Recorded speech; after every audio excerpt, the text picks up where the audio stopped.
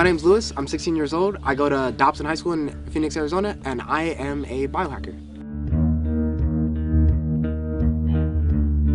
Every year, the world's most extreme body hackers gather at a home in the mountains beside the Mojave Desert for Grind Fest, a weekend devoted to the merging of body modification and technology. This year culminated with an electrified knife fight, but the main draw was the implantation of anything from magnets to microchips. People have been doing piercings for so long that it's kind of, oh, they're piercing artists are doing this and that's okay. The fact that we're using technology when we're doing this, people think of it as something different and it seems like, oh, this is probably some dangerous thing, and these schmoes in a garage are cutting themselves or whatever, and it's like, no, we actually do a lot of research. We put a lot more effort into it than, for example, a new implant for the body modification community would. Biohacking and grinding appealed to me because I was just looking for the next step, We're always chasing after what's going to be the next big thing. And to me, grinding and biohacking encapsulates almost all of the next big things. Rather than having this kind of, let's talk about the philosophical ramifications and the ethics of something. Instead, it's like, no, let's go in and let's do some soldering and throw some of this crap together and see what we can get done. Grind Fest is a combination of a family reunion and a mad scientist convention. The people who are here have wonderful ideas, great skill sets.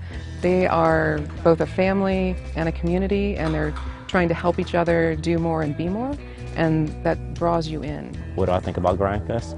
We get at LAX, we get a ride that he's arranged, and the first person I meet is somebody of Caucasian descent with two horns on their head. We're very open, but that was the first impression I got, and I had to make sure I changed my thought process and see everybody's hearts and be aware of it. So I like the hearts of people here. I really do. A lot of biohackers for the past few years have been experimenting with things like magnet implants and RFIDs or NFC chips that can confirm your identity or work as contactless payment for credit card purchases. I think a lot of that is getting to be in the mainstream.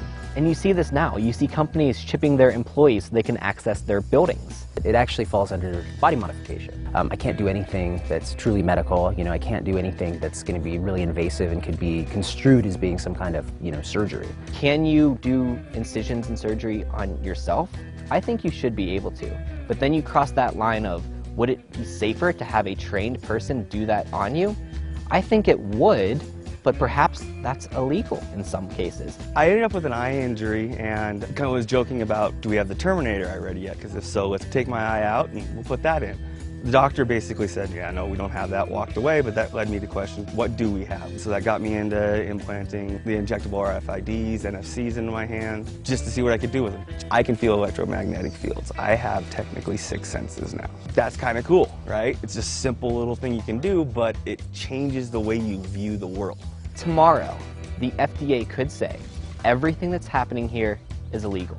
What I think we need proactively, and we're trying to build this from within and self-police, is common sense regulation so that people can say, there's already a standard of practices, we know what the rules are, we can play in this space.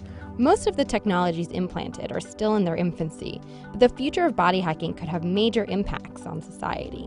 Imagine falling asleep and your house knows this because your temperature dropped and your heart rate dropped, so your lights turn off and your doors lock and your house goes into sleep mode. And then as soon as you wake up, you don't have to do anything. Your coffee maker starts brewing your coffee and your lights turn on and the shower starts running.